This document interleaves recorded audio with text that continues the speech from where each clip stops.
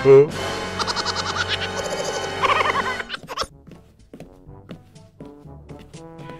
سلام سلام سلام. د دې روپیو خو یو څه راکړه چې د سهار چای نشو جان کړم. واخله قلندره ملایې وخوره چې هډون د نرم کړی. اوهو دا خو پاکستانی ملایي ده. ځه بابا زه پاکستاني شیان نه خورم. عجبه ده قلندره پاکستاني شیان نه خورې خو پیسې بیا کلدار استعمالوي. ځه بابا شیان خو ځکه نه خورم چې له اقتصادي بحران سره مخامخ شي او روپۍ بیا لږ والا برکتناکې دي. هغه څنګه؟ خو چې یوه افغانۍ صرف ته ورکړې 2 کلدارې پرې درکوي. زه چې تا ته 1 کلداره درکړم ته ما ته 2 افغانۍ پرې راکوې. له ځانه قلندر مه جوړوئ او کلدارې مه استعمالوئ.